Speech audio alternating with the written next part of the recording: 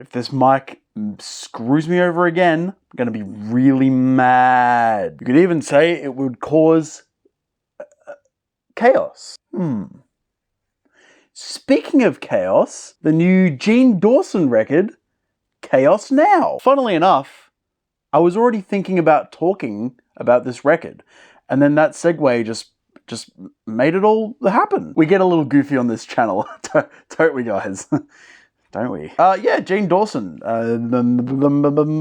up-and-coming new sort of singer-songwriter. I don't know, is he like a multi-instrumentalist? I have no idea. Actually, I don't know a lot about Dawson, but what I do know, he's a very solid artist. A lot of potential coming out of his bones. He loves to mix hip hop and R&B and rock music and other, like, I don't know, maybe like some lo-fi. And artists like Kevin Abstract are also a clear influence on his brand too. Particularly his vocal brand. There's a lot of sass. There's a lot of personality. It's look, typically on a Dawson song, when these elements come together, they coalesce. It's usually fireworks, and that is absolutely the case for the opening track, Three Heads. We get a speedy delivery on the chorus, and the kind of stop-start beat kind of makes for a pretty thrilling opener. It's clear that this record is going for chaos. Pretty angelic and kind of warped instrumental passage leads us into a final repetition of this bombastic hook. Yeah, it's an excellent opener. Glory is equally as glorious. Loving the drama on this one, and there's a real, like, at least a little bit of like Oliver Tree about sort of the instrumental elements coming together here. The soaring chorus and the grungy guitars and drums are just a match made in heaven.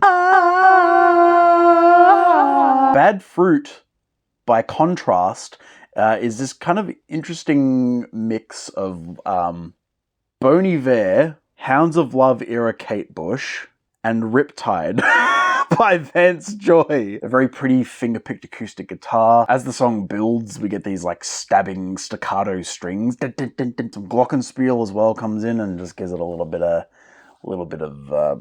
glockenspiel. And it all sort of builds into this absolutely reverb-soaked bridge with just these like gorgeous strings, hand clap beat, which is kind of that was where the Riptide influence rung alarm bells for me. But it's not nearly as gussied up or as tasteless. Oh, and Earl Sweatshirt sing raps on this song, which kind of took me by surprise a little bit. I was not expecting that. I don't think I've ever heard Earl Sweatshirt sing on a track before. Zero Heroes sounds like it samples the guitar line from Joji's song Run. Very murky, it's very gloomy. The chorus delivers some really punchy beats and shoegazy walls of guitar. Very passionate Kevin Abstract-esque refrains.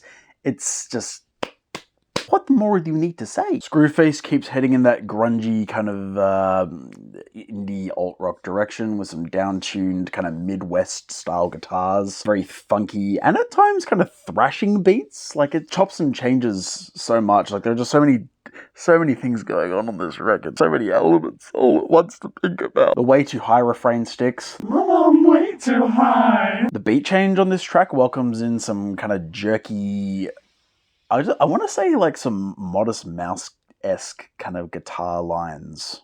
And some really splashy beats. It's yet another musical 180, but I think it goes over quite smoothly. Porn Acting continues us down that alt-rock, grunge kind of direction. Maybe a bit of Pavement or Pixies worship here musically. Oh, and don't forget Nirvana as well. Particularly on the vocal end of things, where we get this kind of very attitude-filled chorus.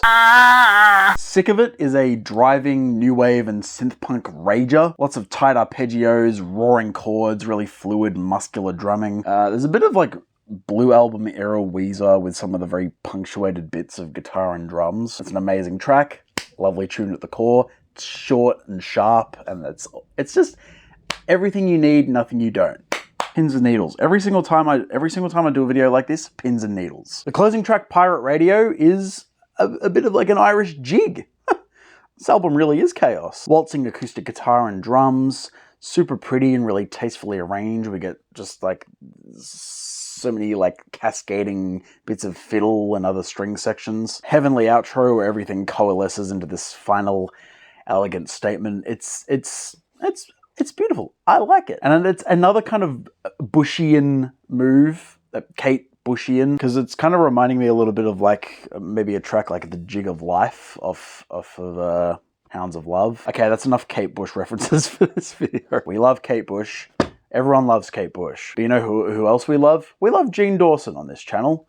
He's a good artist. Good album. Good boy. Apart from a few tracks that I wasn't crazy about, I don't feel like talking about them too much because what's the point in talking about the things you don't care about as much? This is definitely not a perfect album. Laying down the law, you can smack my hand for being so naughty. I guess I'm thinking of a song like Black Michael Jackson with George Clanton. It's kind of a mess. And I don't think the beat change on this track is as satisfying as it should be. It's very clunky, it's very blobby. The synthesizers and the vocals and everything just bleed so fucking badly. And tracks like Kids Eat Pills and Positive One, Negative One, while they have a lot of interesting things going on, either they are unsure or a bit indecisive musically, or they just don't have as strong of a tune that's like really meant to be carrying a lot of these switch-ups. But for the most part, really happy with this thing. I think this is an improvement over his last record too, personally. I think he's got a lot more left in him too. I don't think that he is going to stop being so kooky. Yes, this album does live up to its title, Chaos Now. There is a lot of chaos on this thing. But, you know, it's a beautiful chaos. It's an admirable chaos. It's entertaining. It keeps you on the edge of your seat. That I can absolutely give this album. And Gene Dawson is a really capable, really talented writer and song composer. Love this thing. Highly recommend you listen to it if you like sort of this brewing kind of wave of hip-hop / alt R&B / indie rock and indie pop and just alternative. I think I'm feeling an 8.3 out of 10. That sums it up. What did you think? What did you think? What did you think about it? What did you think about it? What did you think about this album? Do you think that Gene Dawson often wears jeans? Is Gene Dawson the son of a door? Once again, my outro game is just fucking on point. Leave a comment telling me what you thought about this Gene Dawson record, please. What should I talk about next? ASMR album. This is a certified hood classic. Like I say, one day I will figure out how to end my videos, but until then,